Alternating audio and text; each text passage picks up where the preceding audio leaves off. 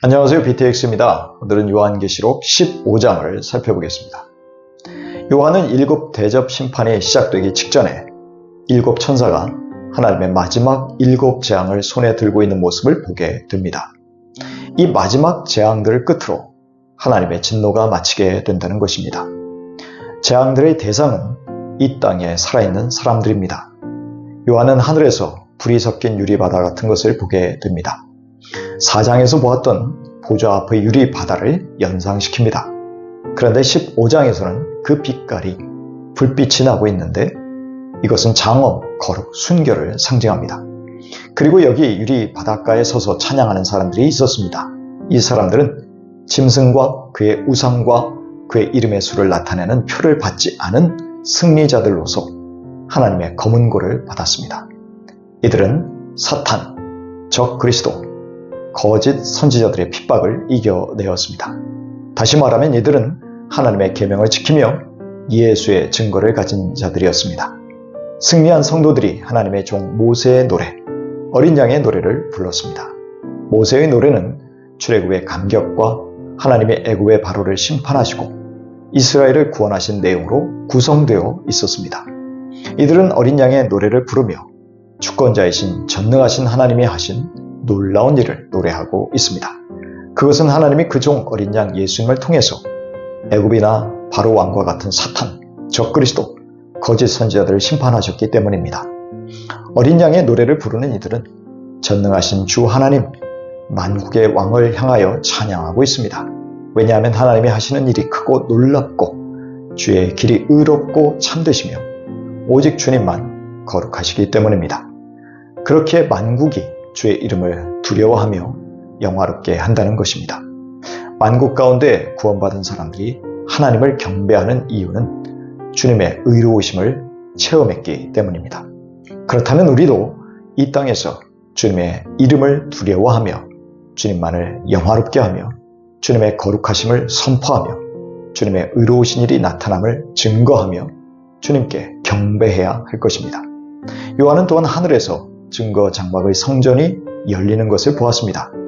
구약에서의 증거 장막은 성막의 또 다른 이름입니다. 특히 언약궤 안에 증거의 돌판인 십계명을 넣었기에 그렇게 부른 것이죠. 성전에서 핵심적인 것은 제사와 더불어 하나님의 말씀의 통치를 상징하는 십계명이라고 할 수 있습니다. 그런데 예수님이 오셔서 십자가에서 우리를 위한 대속제물이 되어 주심으로 이제 성막에서의 희생 제사가 완성되었습니다. 그렇기에 신약의 성도들은 더 이상 동물 제사를 드리지 않게 되었습니다.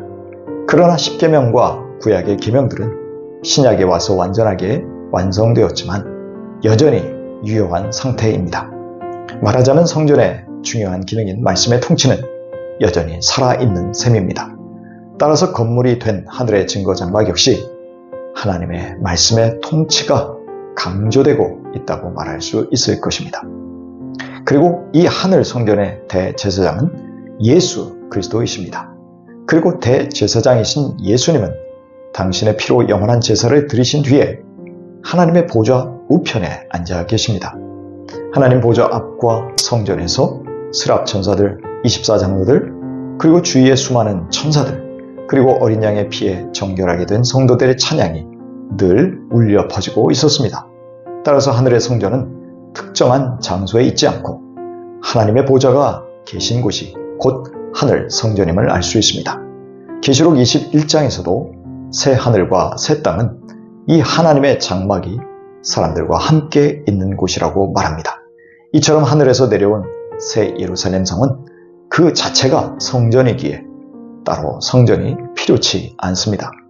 거기에 전능하신 하나님과 예수 그리스도가 임재하심으로 건물이 필요 없는 성전이 완성된 것입니다. 이어서 7 재앙을 가진 7 천사들이 성전으로부터 나왔습니다. 이들은 맑고 빛난 세마포 옷을 입고 가슴에는 금띠를 띤 제사장의 복장을 하고 있었습니다. 네 생물 중 하나가 하나님의 보좌 앞에서 금 대접들을 7 천사들에게 주었는데 거기에는 하나님의 진노가 가득 담겨 있었습니다. 이 대접들이 분배되자 하나님의 영광과 능력으로 인하여 성전은 연기로 가득 찼습니다. 이제 7 재앙이 마치기까지 성전에 능히 들어갈 자가 없다는 말씀은 7 대접의 심판이 끝나야 성도들이 온전한 구원을 얻는다는 의미로 해석될 수 있습니다. 요한계시록 15장 3절 이하입니다. 그들은 하나님의 종 모세의 노래와 어린 양의 노래를 부르고 있었습니다. 주 하나님 전능하신 분, 주님께서 하시는 일은 크고도 놀랍습니다.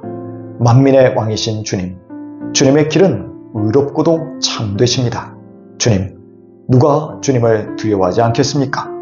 누가 주님의 이름을 찬양하지 않겠습니까? 주님만이 홀로 거룩하십니다. 모든 민족이 주님 앞으로 와서 경배할 것입니다. 주님의 정의로운 행동이 나타났기 때문입니다. 무시무시한 마지막 하나님의 심판이 내려질 순간에 구원받은 하나님의 백성들이 찬송을 부릅니다. 그 찬송의 내용은 거룩하시고 전능하신 하나님의 심판은 정의롭다는 것입니다. 이 심판은 핍박받으며 그리스도를 위해서 의롭게 살다가 억울한 죽음을 맞이하였던 수많은 선교자들의 기도의 응답이기도 합니다. 불의한 세상에 철퇴를 가하시는 심판의 날이 반드시 온다는 것을 믿고 낙심하지 말아야 합니다. 오히려 성령 안에서 늘 기도하며 의로우신 주님의 뜻을 이 땅에서도 끝까지 이루는 우리 모두가 되어야 할 것입니다.